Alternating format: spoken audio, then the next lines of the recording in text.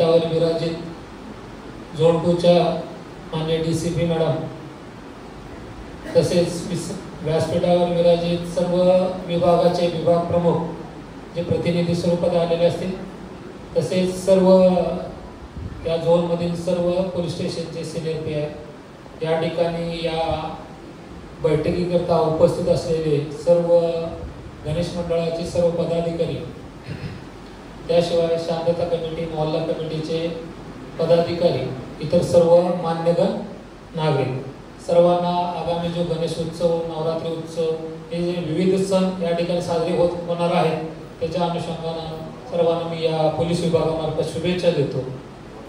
या ठिकाणी विविध मंडळांनी, विविध पदाधिकाऱ्यांनी आपापल्या अडचणी, समस्या आणि सूचना त्या ठिकाणी केलेल्या आहेत।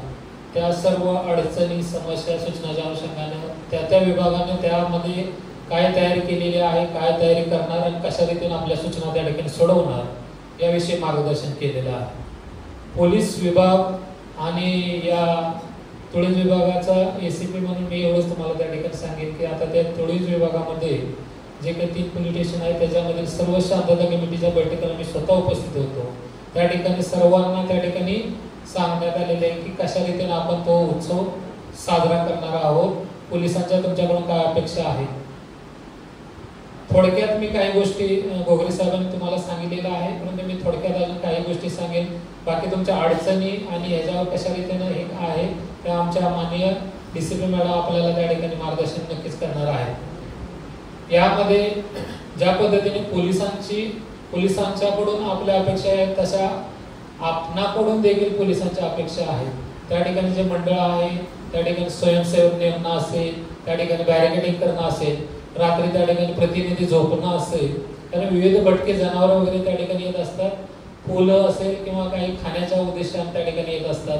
त्या ठिकाणी आपली आरती समय असते, त्या ठिकाणी आग लागू शकते किंवा मूर्तीची विटंबना होऊ शकते, त्याच्या दृष्टीने आवश्यक आहे।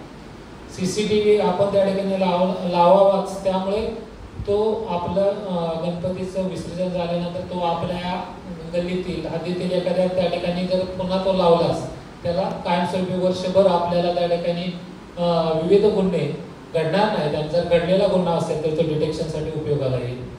त्याशिवाय सगळ्यात महत्त्वाचा आणि मोलाचा जो पोलिसांच्या मार्गदर्शन आवश्यक आहे ते डेसिबल, ध्वनी प्रदूषण मर्यादा किती असावी, कारण आपल्याला त्या ठिकाणी 45 डेसिबल, 55 डेसिबल, 65 डेसिबल आणि 75 डेसिबल त्या ठिकाणी राहण्याचे जे निवासी क्षेत्र आहे, वाणिज्य क्षेत्र आहे, त्याशिवाय व्यावसायिक क्षेत्र असेल किंवा इंडस्ट्रियल झोन असेल त्या ठिकाणी किती असतात त्या पद्धतीने मर्यादा आपल्याला त्या ठिकाणी केलेली आहे।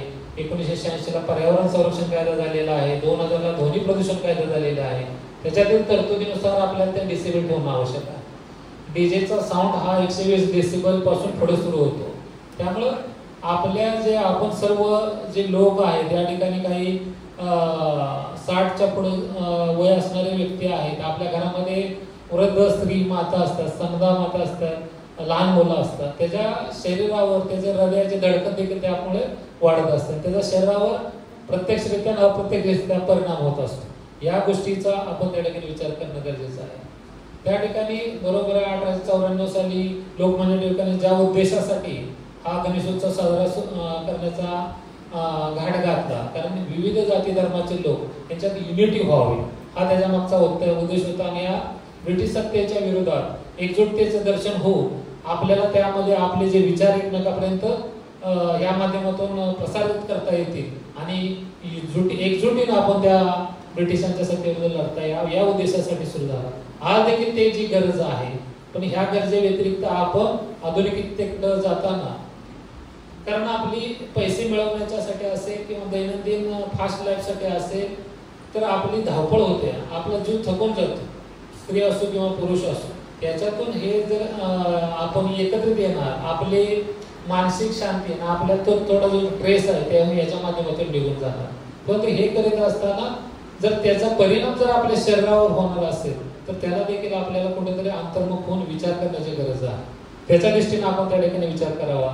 त्या ठिकाणी महिला सुरक्षेचा मुद्दा त्या ठिकाणी मांडण्यात आला. महिला सुरक्षिततेच्या दृष्टीनं आपण आपले स्वयंसेवक काहीतरी आयडेंटिटी कार्ड घालून अनोळखी व्यक्ती कोणत्या भागामध्ये येत असेल तर आमचे त्या ठिकाणी पोलिसांचे पेट्रोलिंग असेल, आमच्या एखादा कर्मचारी असेल तर त्याला त्याबाबत इंटिमेट करावं की असं काय असेल, छेडछाडीसारखा काय प्रकार असेल तर तो त्या ठिकाणी लक्षात आल्यास आम्हाला त्या ठिकाणी सांगावं. दुसरं गोष्ट काय, आगमन आम्ही या गेल्या 2 दिवसामध्ये काही गणपती विसर्जनाच्या आगमनाच्या मिरवणुका त्या ठिकाणी बघितल्या. तर आगमनाच्या मिरवणुकाचे जे आहे त्याची देखील आमच्या पोलिसांना इंटिमेशन देणं गरजेचं आहे. कारण बऱ्याच ठिकाणी ट्रॅफिक जाम झालेलं त्या ठिकाणी दिसून आलं. त्या ठिकाणी स्वयंसेवक असलेला आम्हाला दिसलं नाही. जे वैयक्तिकरित्या मी ज्या वेळेला रोडवरून जात होतो तर ते रस्ता जाम झालेला दिसला. कशामुळे जाम झाला? कारण पुरा रोड त्या ठिकाणी घेतला. आमचे पोलिसांचे अधिकारी अंमलदार त्यांना सांगत होते की एका लाईनमध्ये, परंतु आपले त्या ठिकाणी मॉब सायकोलॉजी तयार झालेली असते. तर आमच्यातला जो लहानातला लहान अंमलदार देखील त्या ठिकाणी जरी असला तर ते मान्य सीपी सर आणि डीसीपी मॅडम वगैरे यांच्या आदेशानुसार तो त्या ठिकाणी काम करत असतो. त्याला महाराष्ट्र पोलीस संरक्षण कायदा याच्यानुसार त्याला जे अधिकार मिळालेले त्या अधिकारानुसार तो तुम्हाला सांगत असतो. त्याच्या कलमानुसार पोलिसांनी दिलेल्या निर्देशांचं पालन करणं सर्व नागरिकांचं त्या ठिकाणी कर्तव्य आहे. आपण देखील पोलिसांमधीलच जनतेमध्ये असेल तरी ते जनतेमधील पोलीस म्हणून त्या ठिकाणी काम करायला पाहिजे. तर कुठलाही अनुचित प्रकार आपल्या याच्या अनुषंगाने होणार नाही, त्याच्या दृष्टीने सर्वांनी सतर्क राहायला पाहिजे. त्या ठिकाणी आपण वाद्य वाजवायला जे पारंपरिक वाद्य आहे त्याचा वापर करायला पाहिजे. कारण जे आपले परंपरागत वाद्य वाजवणारे लोक आहेत त्यांना त्या ठिकाणी रोजगार मिळेल, न्याय मिळेल, 4 पैसे मिळतील. आपण डीजे खाली लाखो रुपये घालवणार, त्या ठिकाणी काही लेझरचे शो देखील त्या ठिकाणी केले जातात. त्याच्यामुळे आपल्या रेटिना डोळ्याला देखील अपाय होतो.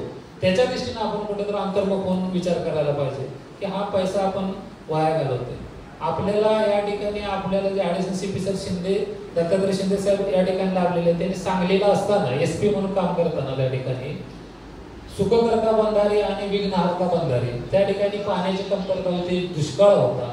तर जे सर्व मंडळांना त्यांनी आवाहन केलं की आपल्याला जो वर्गणीतून जमा होणारा पैसा जे आवश्यक आहे तो पैसा खर्च करून जे काही पैसे शिल्लक राहतात त्याच्यातून आपण सुखकर्ता बंधारे आणि विघ्नहर्ता बंधारे आपण बांधू. त्यामुळे त्या भागामध्ये जे काही त्या बंधारे निर्माण झाले त्यामुळे त्या भागामध्ये पाण्याचं पर्क्युलेशन वाढलं आणि त्या ठिकाणी वॉटर टेबल त्या ठिकाणी वाढून गेलं. काहीतरी असं समाज उपयोगी काम करणं यासाठी उपयोगाचं होईल.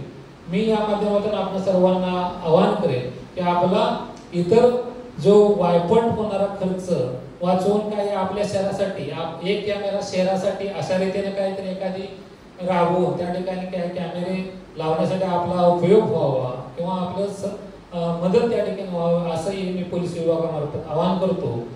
आगामी सण उत्सव दरवर्षीप्रमाणे अतिशय शांततामय वातावरणात पार पडणार आहे. याबद्दल माझ्या काही किंतु परंतु नाही. आपण सर्वजण एकमेकाच्या सहकार्याने त्या ठिकाणी पार पडू. तुम्हा सर्वांना पुन्हा एकदा शुभेच्छा मी देतो आणि माझे 2 शब्द या ठिकाणी थांबवतो. जय हिंद, जय महाराष्ट्र.